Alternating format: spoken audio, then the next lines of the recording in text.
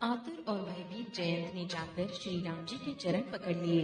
हे दयालु रघुनाथ जी, रक्षा कीजिए, रक्षा कीजिए। आपके अतुलित बल और आपकी अतुलित प्रभुता को मैं मंद बुद्धि जान नहीं पाया था। अपने किए हुए कर्म से उत्पन्न हुआ फल मैंने पा लिया। अब हे प्रभु, मेरी रक्षा कीजिए, मैं आपकी शरण तक कर आया हूँ। हे पार्वती, कृपालु श्री रघुनाथ जी ने उसकी अत्यंत आर्त वाणी सुनकर उसे एक आंख का काना करके छोड़ दिया। उसने मोहवश द्रोह किया था, इसलिए यद्यपि उसका वध ही उचित था, पर प्रभु ने कृपा करके उसे छोड़ दिया। श्री राम जी के समान कृपालु और कौन होगा। चित्रकूट में बसकर श्री रघुनाथ जी ने बहुत से चरित्र किए जो कानों को अमृत के समान प्रिय हैं। फिर श्री राम जी ने मन में ऐसा अनुमान किया कि मुझे सब लोग जान गए हैं, इससे बड़ी भीड़ हो जाएगी। सब मुनियों से विदा लेकर सीता जी सहित दोनों भाई चले। जब प्रभु अत्रि जी के आश्रम में गए तो उनका आगमन सुनते ही महामुनि हर्षित हो गए। शरीर पुलकित हो गया। अत्रि जी उठकर दौड़े। उन्हें दौड़े आते देखकर श्री राम जी और भी शीघ्रता से चले आए। दंडवत करते हुए ही श्री राम जी को मुनि ने हृदय से लगा लिया और प्रेमाश्रुओं के जल से दोनों जनों को नहला दिया। श्री राम जी की छवि देखकर मुनि के नेत्र शिथिल हो गए। तब वे उनको आदर पूर्वक अपने आश्रम में ले आए। पूजन करके सुंदर वचन कहकर मुनि ने मूल और फल दिए जो प्रभु के मन को बहुत रुचे। प्रभु आसन पर विराजमान है। नेत्र भरकर उनकी शोभा देखकर परम प्रवीण मुनिश्रेष्ठ हाथ जोड़कर स्तुति करने लगे। हे भक्त वत्सल, हे कृपालु, हे कोमल स्वभाव वाले, मैं आपको नमस्कार करता हूँ। निष्काम पुरुषों को अपना परम धाम देने वाले आपके चरण कमलों को मैं भजता हूँ। आप नितांत सुंदर, शाम, संसार रूपी समुद्र को मथने के लिए मंदराचल रूप फूले हुए कमल के समान नेत्रों वाले और मद आदि दोषों से छुड़ाने वाले हैं। हे प्रभु, आपकी लंबी भुजाओं का पराक्रम और आपका ऐश्वर्य अप्रेमय है। आप तरकस और धनुष बाण धारण करने वाले तीनों लोगों के स्वामी, सूर्य वंश के भूषण, महादेव जी के धनुष को तोड़ने वाले, मुनि राजों और संतों को आनंद देने वाले तथा देवताओं के शत्रु असुरों के समूह का नाश करने वाले हैं। आप कामदेव के शत्रु महादेव जी के द्वारा वंदित ब्रह्मा आदि देवताओं से सेवित विशुद्ध ज्ञानमय विग्रह और समस्त दोषों को नष्ट करने वाले हैं। हे लक्ष्मीपति, हे सुखों की खान और सत्पुरुषों की एकमात्र गति, मैं आपको नमस्कार करता हूँ। हे शचीपति के प्रिय छोटे भाई स्वरूपा शक्ति श्री सीता जी और छोटे भाई लक्ष्मण जी सहित आपको मैं भजता हूँ। जो मनुष्य मत्सर रहित होकर आपके चरण कमलों का सेवन करते हैं, वे तर्क वितर्क रूपी तरहों से पूर्ण संसार रूपी समुद्र में नहीं गिरते। जो एकांतवासी पुरुष मुक्ति के लिए इंद्रियों का निग्रह करते हैं, प्रसन्नता पूर्वक आपको भजते हैं, वे स्वकीय गति को प्राप्त होते हैं। उनको जो एक अद्भुत प्रभु इच्छा रहित ईश्वर व्यापक जगत गुरु सनातन तुर्य और केवल है, जो भाव प्रिय कुयोगियों के लिए अत्यंत दुर्लभ, अपने भक्तों के लिए कल्प वृक्ष सम और सदा सुखपूर्वक सेवन करने योग्य है, मैं निरंतर भजता हूँ।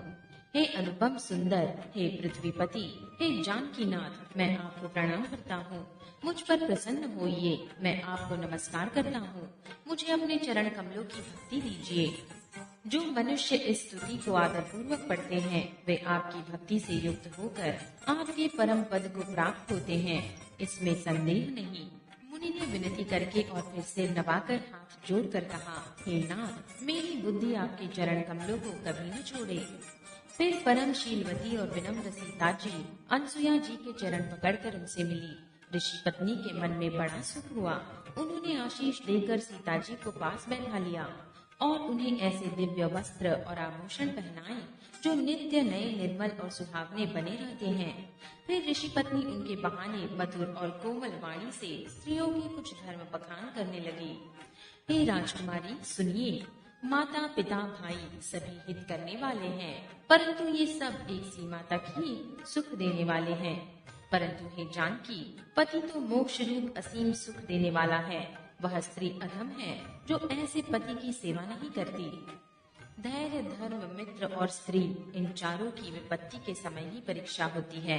वृद्ध, रोगी, मूर्ख, निर्धन, अंधा, बहरा, क्रोधी और अत्यंत ही दीन, ऐसे भी पति का अपमान करने से स्त्री यमपुर में भांति भांति के दुख पाती है। शरीर, वचन और मन से पति के चरणों में प्रेम करना स्त्री के लिए बस यह एक ही धर्म है, एक ही व्रत है और एक ही नियम है। जगत में 4 प्रकार की पतिव्रताएं हैं।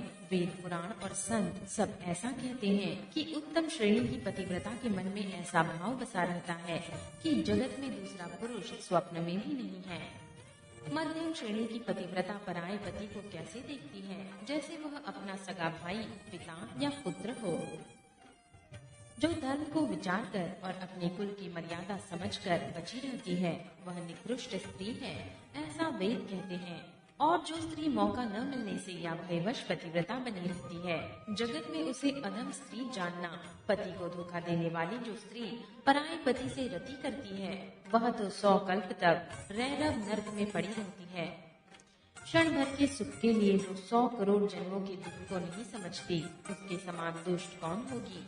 जो स्त्री छल छोड़कर पतिव्रत धर्म को ग्रहण करती है, वह बिना ही परिश्रम परम गति को प्राप्त करती है। किंतु जो पति के प्रतिकूल चलती है, वहाँ जहाँ भी जाकर जन्म लेती है, वहीं जवानी पाकर विधवा हो जाती है। स्त्री जन्म से ही अपवित्र है, किंतु पति की सेवा करके वह अनायास ही शुभ गति प्राप्त कर लेती है। आज भी तुलसी जी भगवान को प्रिय है और चारों वेद उनका यश गाते हैं।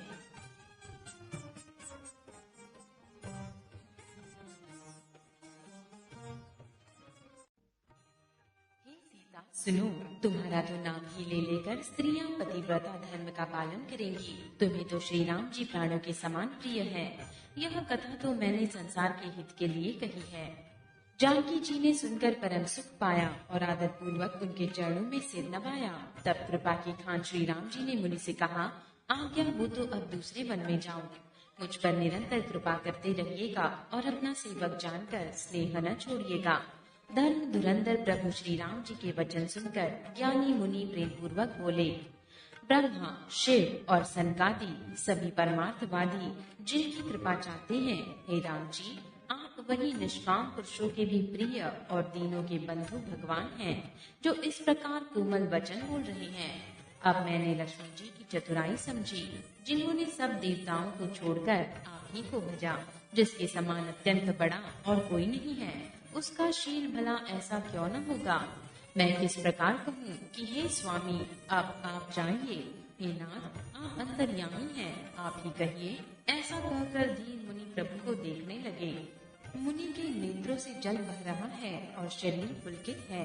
मुनि अत्यंत प्रेम से पूर्ण है, उनका शरीर पुलकित है और नेत्रों को श्री राम जी के मुख कमल में लगाए हुए हैं। मैंने ऐसे कौन से जप तप किए थे जिसके कारण मन, ज्ञान, गुण और इंद्रियों से परे प्रभु के दर्शन पाए। जब योग और धर्म समूह से मनुष्य अनुपम भक्ति को पाता है। श्री रघुवीर के पवित्र चरित्र को तुलसीदास रात दिन गाता है।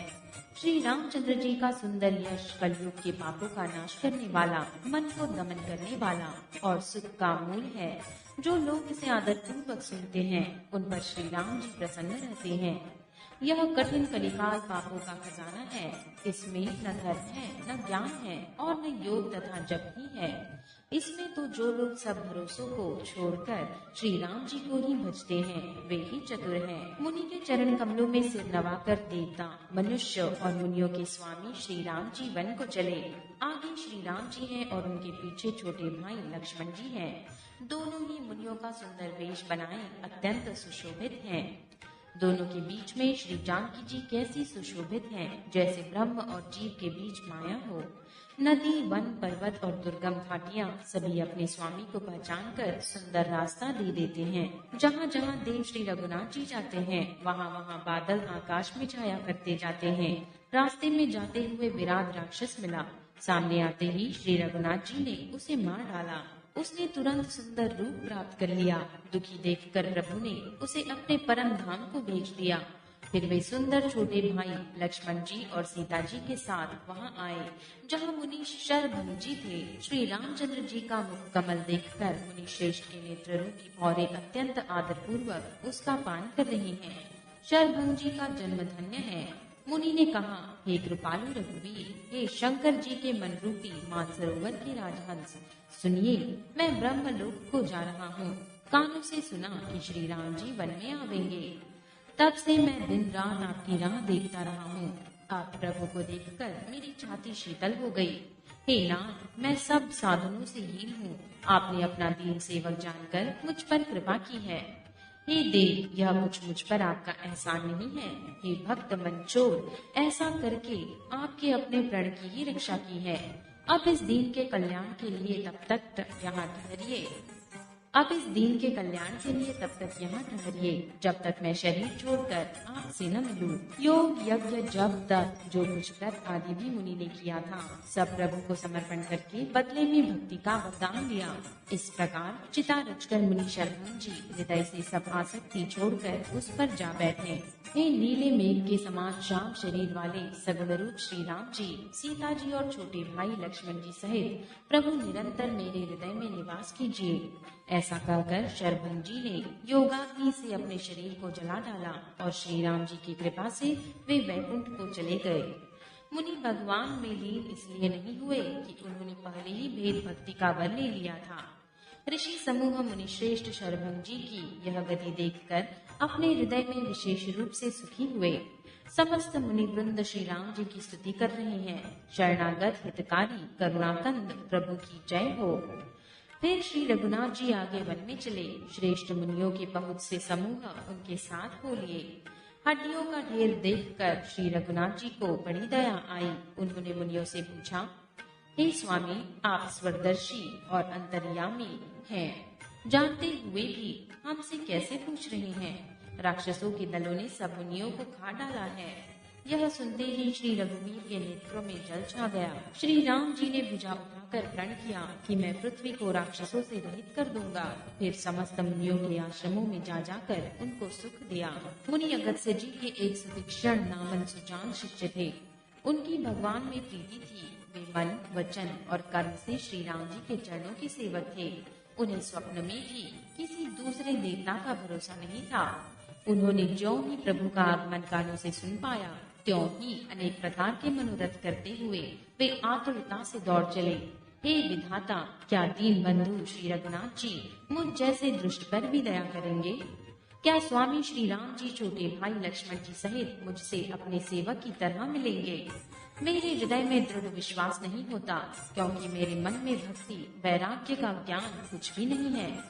मैंने न तो सत्संग, योग, जप अथवा यज्ञ ही किए हैं और न प्रभु के चरण कमलों में मेरा दृढ़ अनुराग ही है।